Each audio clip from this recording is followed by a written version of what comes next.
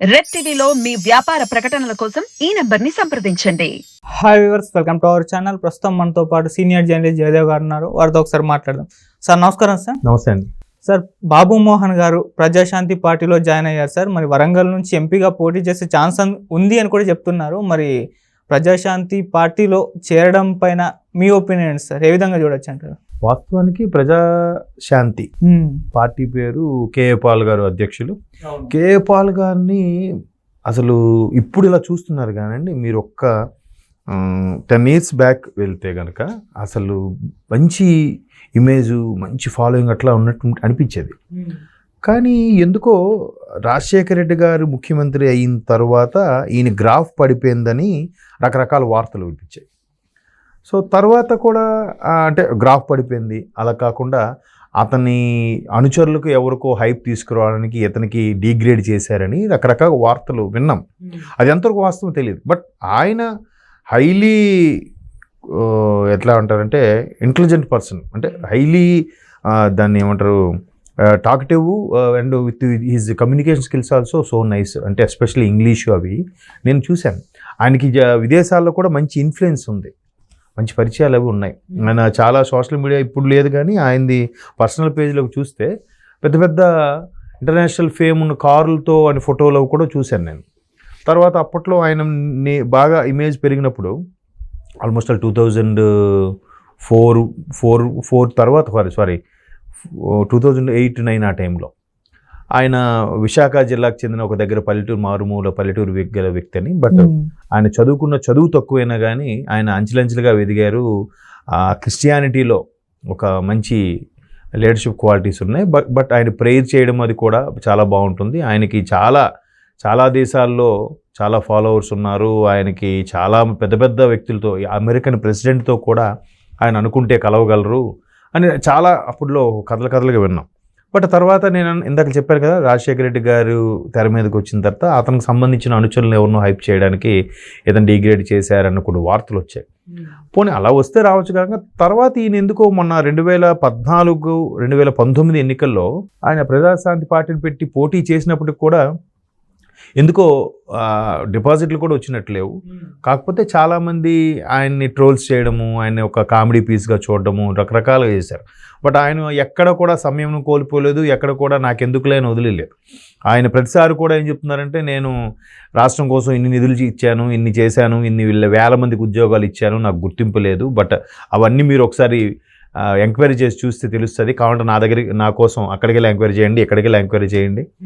నేను పోప్తో కూడా, Vatican city అంటే క్రిస్టియానిటీ అన్నిటికి కూడా పెద్దగా భావించే పోప్తో కూడా నేను ఆయన చెప్పుకుంటుంటారు. బట్ అది కొంతమంది ట్రోల్స్ చేస్తారు, కామెడీ చేస్తారు. సో అతను కామెడీ పీస్లా చేసేసారు. రీసెంట్గా ఒక జర్నలిస్ట్ కూడా మిమ్మల్ని ఇట్లా కామెడీగా చేస్తారంటే ఆయన సీరియస్ అయిపోయాడు. మీరు అడగడమే అది వ్యంగ్యంగా ఉంది, అది కరెక్ట్ కాదు, చాలా తప్పదు, మీకే వచ్చి అలా అవమానపరిస్తే ఎలా ఉంటుంది అన్నట్టు కూడా ఆయన మాట్లాడిన సందర్భాలు ఉన్నాయి. అటువంటి టైంలో చాలామంది ఎవరు వెళ్ళలేదు ఆయన పార్టీలోకి. బట్ ఇప్పుడు బాబు మోహన్ గారు ఆయన పార్టీలోకి వెళ్ళడం అనేది మేబీ అంటే ఆయనలో ఏం చూశారో, లేదంటే ఒక రకమైన వర్గం చెందిన వాళ్ళు ఎక్కువగా దాని మీద ఇంప్రెస్ అవుతారు కాబట్టి అక్కడ ఆయన గెలిచే అవకాశాలు ఉన్నాయి అనుకున్నారు. ఇంకోటి బాబు మోహన్ గారి గ్రాఫ్ కూడా అంత బ్యాడ్ ఏం కాదు.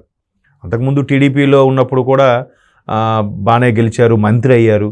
అప్పుడు ఆయన గెలవడానికి కూడా ఒక మాజీ ముఖ్యమంత్రి కేసీఆర్ గారే దానికోసం బాగా పాటుపడి ఆయన గెలిచేలా చేశారని కూడా ఆయనే స్వయంగా చెప్పారు. బావా అనుకుంటూ అంత చనువు ఉండేది కేసీఆర్ గారితో. చంద్రబాబు గారి నాయకత్వం కూడా అద్భుతంగా ఉండేది, అందులో చేశాను. తర్వాత కొంత గ్యాప్ ఇచ్చారు. ఎందుకు గ్యాప్ ఇచ్చిన తర్వాత మళ్ళీ బీఆర్ఎస్లో టీఆర్ఎస్లోకి వెళ్ళారు. టీఆర్ఎస్లో కూడా మరి ఎందుకో అంతగా పొసగలేదు. తర్వాత మళ్ళీ బయటకు వచ్చేసారు, కామ్గా ఉన్నారు. ఇప్పుడు డిఫరెంట్గా జనరల్గా ఏం చేస్తారంటే టీడీపీ అయిపోయింది, తెలంగాణలో అంతగా లేదు కాబట్టి బీఆర్ఎస్లోకి వెళ్ళారు. బీఆర్ఎస్ కాంగ్రెస్ వచ్చింది కాబట్టి కాంగ్రెస్ బీజేపీలోకి వెళ్తారు. ఈయన అనూహ్యంగా ఇట్లా ప్రజాశాంతి పార్టీలోకి వెళ్ళడం అనేది మరి ఆయన అందులో ఏం చూశారనేది తెలియదు. ఇప్పుడు చాలామంది ఇప్పుడు ఈయన కూడా వ్యంగ్యంగా చేస్తారేమో, ఇప్పుడు ఆయన పార్టీలోకి ఎందుకు వెళ్ళారు, ఎవరు గెలుస్తారు ఏంటని చెప్పలేము. ఒక్కొక్కసారి అటువంటి వ్యక్తులే గెలిచేసే సందర్భాలు ఉన్నాయి. ఇప్పుడు ఆయన పేరేంటి, బీఎస్పీ ఎంపీ గారు ఇప్పుడు సో ఆయన కూడా ఆ పార్టీ తరఫున గెలిచారు. గెలిచిన తర్వాత ఇప్పుడు ఒకటే గుర్తు అనుకుని గెలుస్తారో లేదో అనుకోవడానికి లేదు. ఇప్పుడు యాప్ ఉంది ఆమ్ ఆద్మీ పార్టీ, అది ముందు ఒక ఢిల్లీకే పరిమితం అనుకున్నారు, ఇప్పుడు మెల్లమెల్లగా విస్తరించింది కదా. నేను మొన్న ఎక్కడో హైదరాబాద్లో కూడా చూశాను 2 చోట్ల ఆమ్ ఆద్మీ పార్టీకి సంబంధించిన పార్టీ ఆఫీసులు ఉన్నాయి.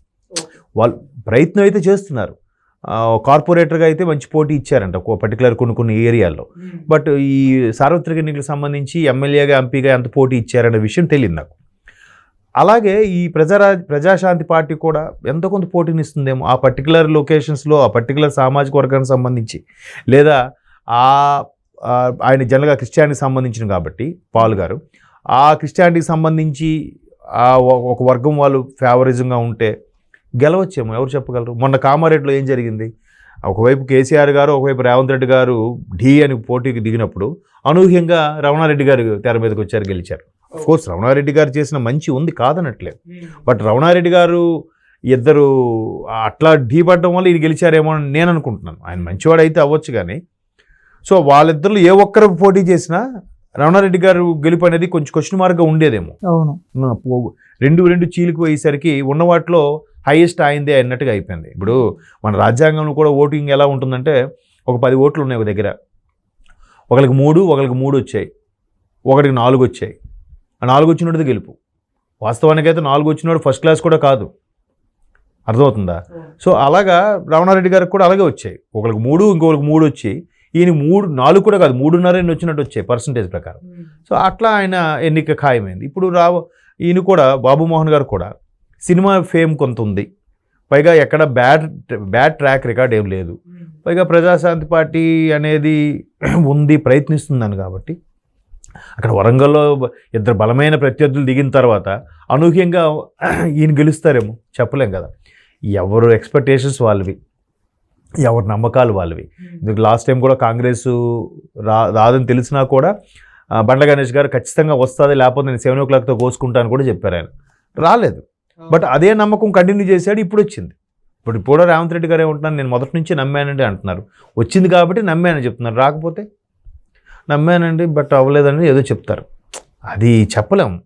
కాబట్టి ఇప్పుడు బాబు మోహన్ గారు అందులోకి వెళ్ళారంటే ఇంక వేరే ఏదో కారణం కూడా అయి ఉండొచ్చు. ఒక సామాజిక వర్గం సంబంధించా, లేదా ఒక కమ్యూనిటీకి సంబంధించా, లేదా ఒక రిలీజియన్కి సంబంధించిందో ఏదో అట్రాక్ట్ చేసి ఉండొచ్చు, లేదా ఇంకెవరైనా ఆయన ఇన్ఫ్లుయెన్స్ చేసి ఉండొచ్చు, వెళ్ళారు. కేపాల్ గారు కూడా చూద్దాం, ఆయన కొద్దిగా సీరియస్గా మెయింటైన్ చేసి ఏదైనా ప్రయత్నం చేస్తే కొన్ని అంటే పెద్ద బలంగా ఉండే నాయకులు పర్వాలేదు, కానీ మిగతా పోటీ ఇచ్చే నాయకులకు కొంత ఓట్లు చీలికి కూడా జరగచ్చేమో బాబు మోహన్ గారు పోటీ చేయడం వల్ల. అన్నీ కలిసి వస్తే ఆయనే గెలుస్తారేమో. ఇంతకుముందు చెప్పాను కదా, తక్కువ ఉన్నప్పుడు ఆయనకు బెనిఫిట్ వస్తే గెలిచి వచ్చారు. సో దాన్ని అలా చూడాలి. బట్ చాలామంది వ్యంగ్యంగా చూస్తారు, ఈయనేంటి ఇటు తిరిగి అందులోకి వెళ్ళాడేంటి అని. ఎందుకంటే కేపాల్ గారి మీద చాలా ట్రోల్స్ జరుగుతుంటాయి కాబట్టి ఆ ట్రోల్స్లో ఇతను కూడా యాడ్ అవుతాడు అంతే. గెలిచాడు అనుకోండి, వాళ్ళందరి నోర్లు ముగిస్తారు. సోషల్ మీడియా కూడా ఎలా ఉందంటే, అయితే ఎత్తేస్తుంది, లేదంటే పాతాళం తొక్కేస్తుంది. చూద్దాం బాబు మోహన్ గారిని ఎత్తుతుందో పాతాళం తొక్కుతుందో, లెట్ వి సీ.